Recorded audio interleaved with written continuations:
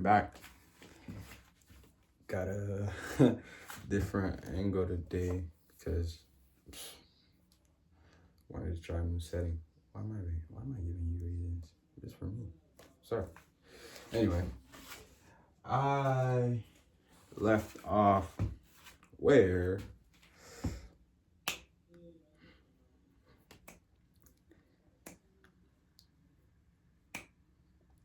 Devin finally convinced Annie to let Mike have fun. And enjoy himself. Even though, Mike is going through a lot. Anyway, hold on. Wait, you know what? I'll leave the timer on my computer.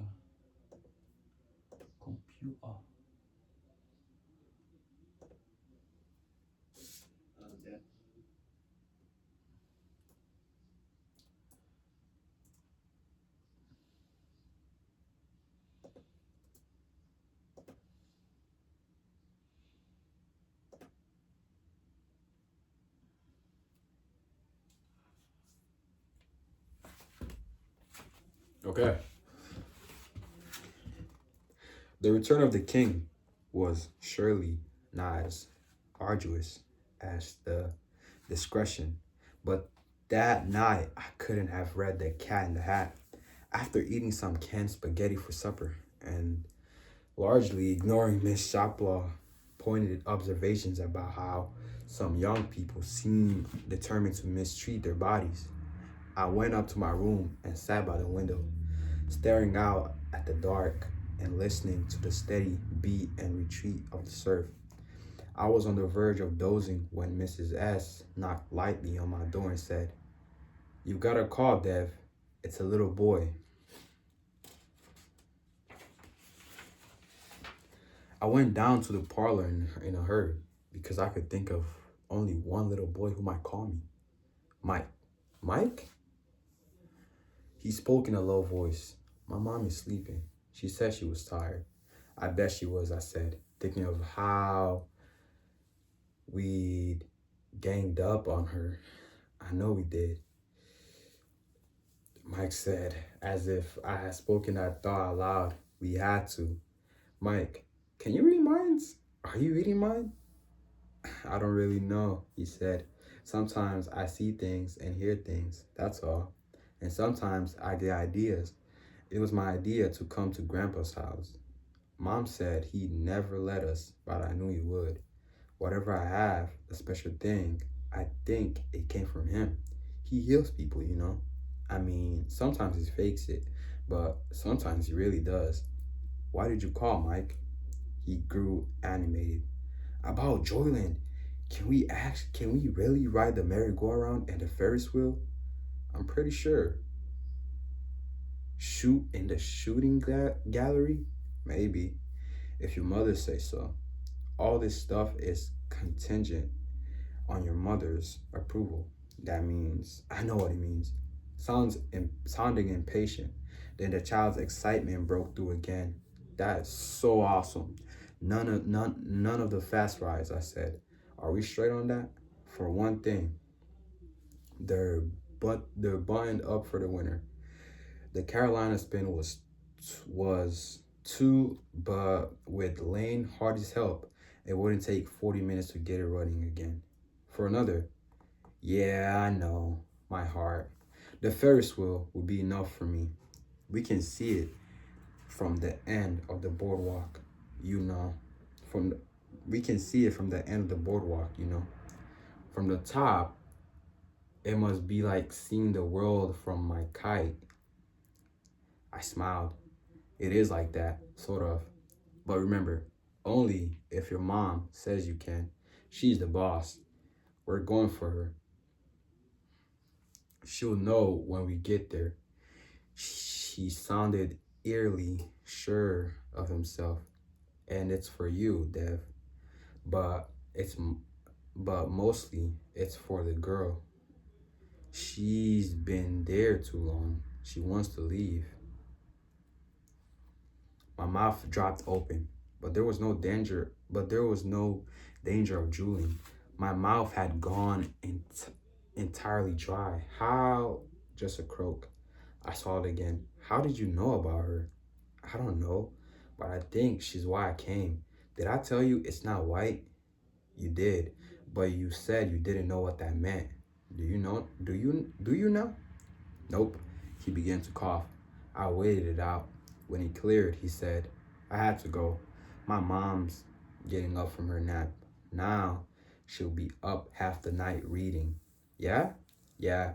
I hope, I really hope she lets me go on the Ferris wheel. It's called the Carolina Spin, but people who work there just call it the hoister.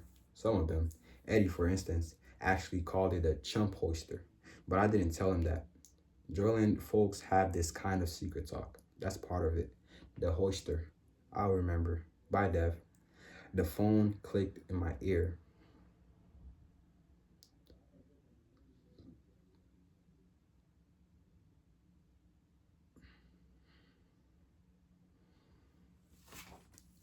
This time, it was Fred Dean who had the heart attack. He lay on the ramp leading to the Carolina Spin, his face blue and con- contorted. What? I knelt beside him and started chest compressions. What is going on? What is going on? When there was no results from that, I leaned forward, pinched his nostrils shut, and jammed my lips over his. Something tickled across my teeth and onto my tongue. I pulled back and saw a black tide of baby spiders pouring from his mouth. I woke up half out of bed. The covers pulled loose and wound around me in a kind of shrewd, heart pumping, clawing at my own mouth. It took several seconds for me to realize there was nothing in there. Nonetheless, I got up, went to the bathroom, and drank 2 glasses of water. I may have had worse dreams than the one that woke me at 3 o'clock on that Tuesday morning, but if so, I can't remember them. I remade my bed and lay back down, convinced there would be no more sleep for me that night. Yet I had almost dozed off again when it occurred to me that the big emotional scene the three of us had played out at the hospital yesterday might have been for nothing. Sure, Jordan was happy to make special arrangements for the lame, the halt, and the blind, what are now called special needs children during the season. But the season was over. Would the park's undoubtedly expensive insurance policy still provide coverage if something happened to Mike Ross in October? I could see Fred Dean shaking his head when I made my request and saying he was sorry, but it was chilly that morning with a strong breeze, so I took my car, parking beside Lane's pickup. I was early, and ours were the only vehicles in Lot A, which was big enough to hold 500 cars. Fallen leaves tumbled across the pavement, making an insectal sound that reminded me of the spiders in my dream. Lane was sitting in a lawn chair outside Madame Fortuna's shy, which would soon be disassembled and stored for the winter, eating a bagel generously smeared with cream cheese. His derby was tilted at its usual in, insouciant, insu, insouciant,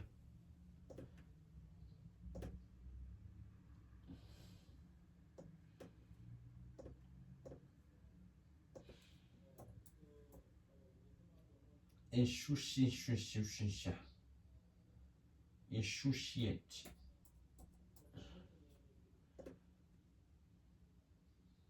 free from worry or concern. Nonchalant. Bro, you're so insouciant. So insouciant, bro. Insouciant. Insouciant. Insouciant, showing lack of concern. That was such an insouciant shrug. That was such an insouciant expression. Stop that. That's so insouciant. Hey, big words, big words. Hey, big words,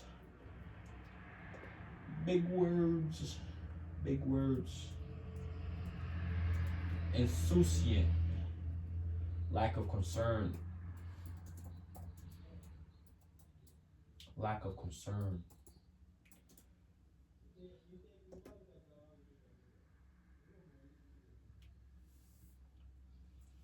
Like you don't care. That's so insouciant. Like you're so insouciant in a sentence.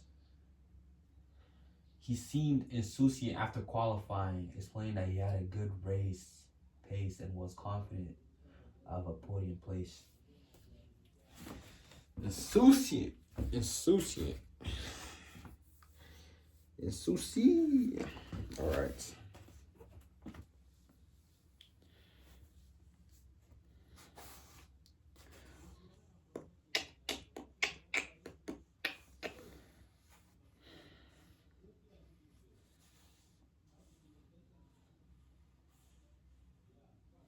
His derby was tilted at its usual insouciant angle, and there was a cigarette parked behind one ear. The only new thing was the denim jacket he was wearing. Another sign, had I needed one, that our Indian summer was over. Jonesy, Jonesy, looking lonely. Want a bagel? I got extra. Sure, I said. Can I talk to you about something while I eat it? Come to confess your sins, have you? Take a seat, my son. He pointed to the side of the fortune telling booth where another couple of folded lawn chairs were leaning.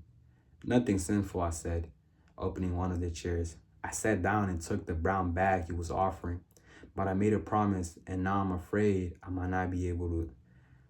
But I made a promise, and now I'm afraid I might not be able to keep it. I told him about Mike and how I had convinced his mother to let him come to the park. No easy task, given her fragile emotional state. I finished with how I'd woken up in the middle of the night, convinced Fred Dean would never allow it. The only thing I didn't mention was the dream that had awakened me. So, so, Lane said when I'd finished. Is she a fox? The mommy? Well, yeah, actually, she is. But that isn't the reason. He patted my shoulder and gave me a patronizing smile. I could have done that. And gave me a patronizing smile I could have done without. Say no more. Say no more, Jonesy. Say no more. Lane, she's 10 years older than I am. Lane, she's 10 years older than I am. Lane, she's 10 years older than I am. Okay? And if I had $1 for every babe I ever took out who was 10 years younger, I could buy me a steak dinner at Hanratty's in the Bay. Age is just a number, my son.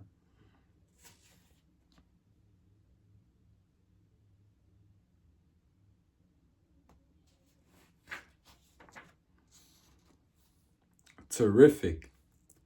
Thanks for the arithmetic lesson. Now tell me if I stepped in shit when I told the kid he could come to the park and ride the spin and merry-go-round. You stepped in shit, he said, and my heart sank. Then he raised a finger. But, but, have you set a date for this little field trip yet? Not exactly. I was thinking maybe Thursday.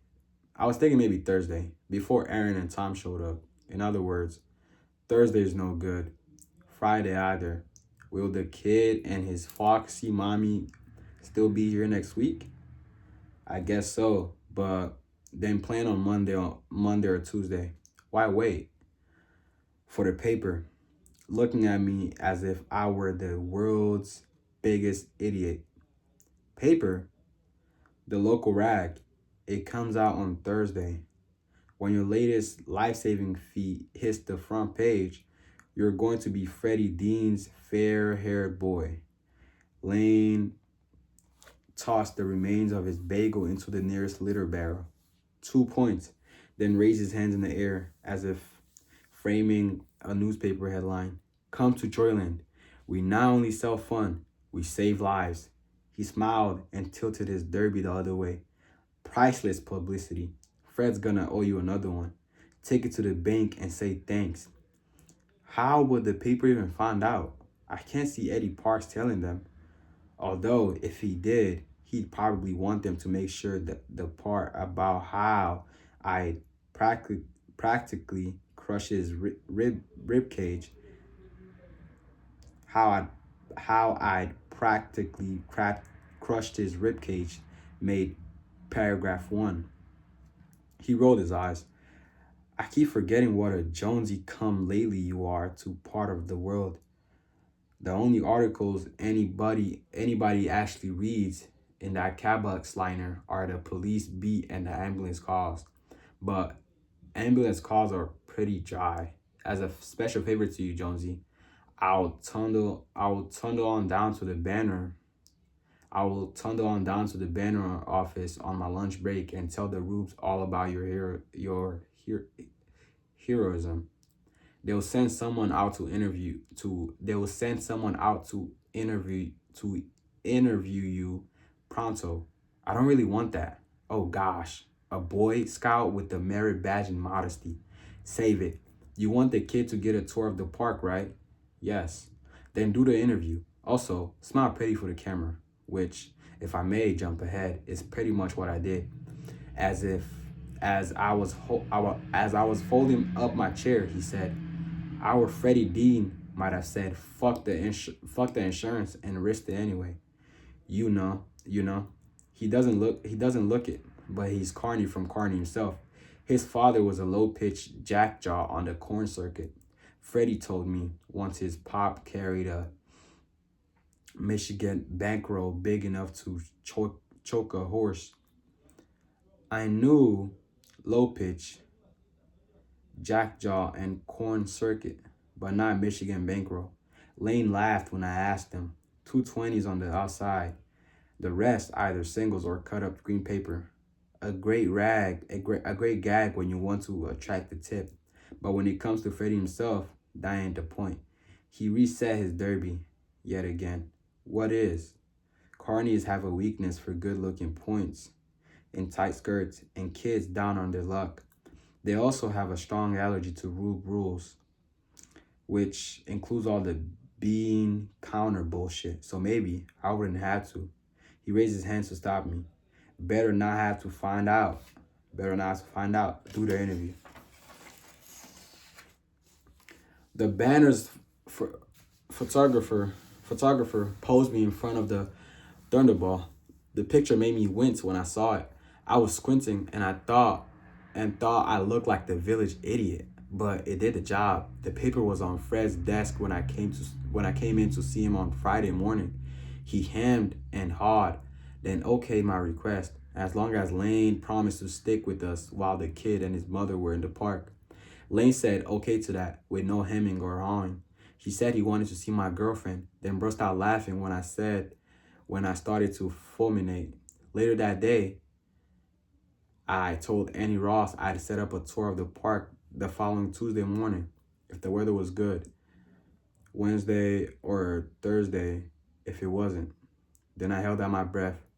There was a long pause, followed by a sigh. Then she said, okay. That was a busy Friday.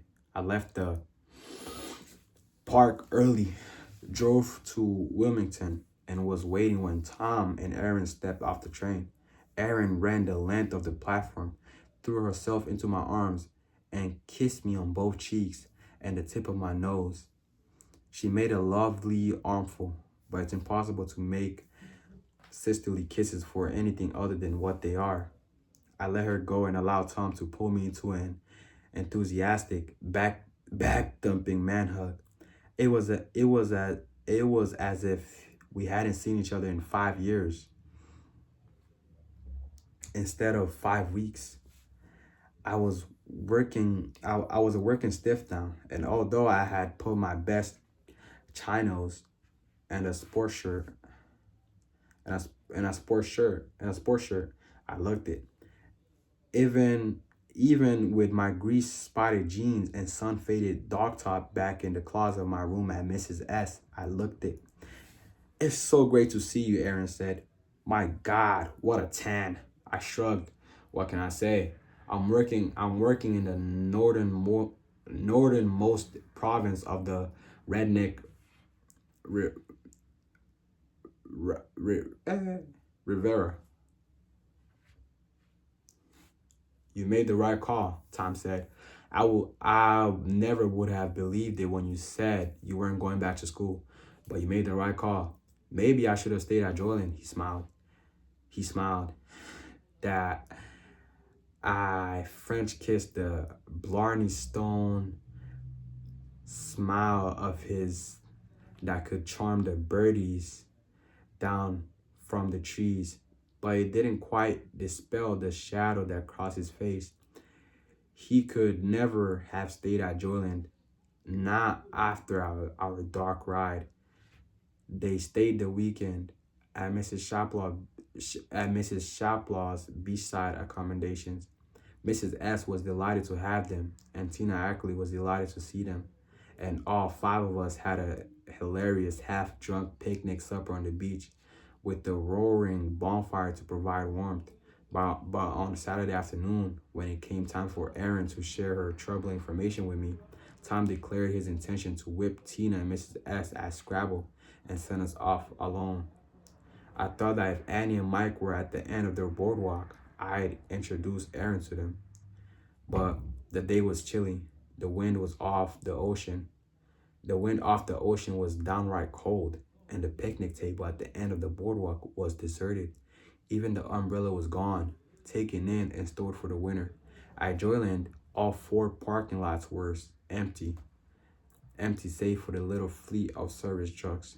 Erin, dressed in a heavy turtleneck sweater and wool pants, carrying a slim and very businesslike briefcase with her initials embossed on it, raised her eyebrows when I produced my keyring and used the biggest key to open the gate. So, she said, you're one of them now. That embarrassed me. Aren't we all embarrassed? Even if aren't we all embarrassed?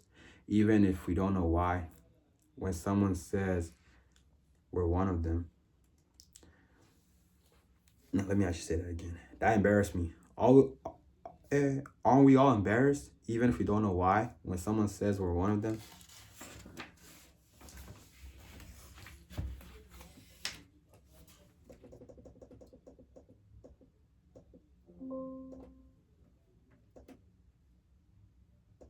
Yeah. It's like I paused it.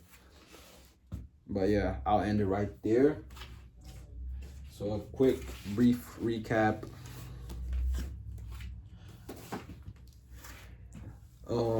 Devin now has a Devin has set up a day for Mike to come check out JOYLAND Park, but only on one condition.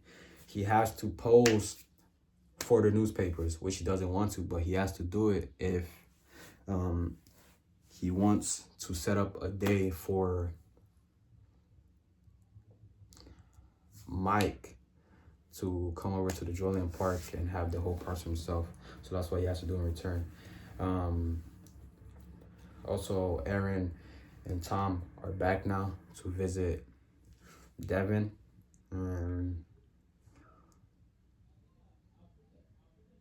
Yeah, that's the recap of what I read. Yeah, I'll be off.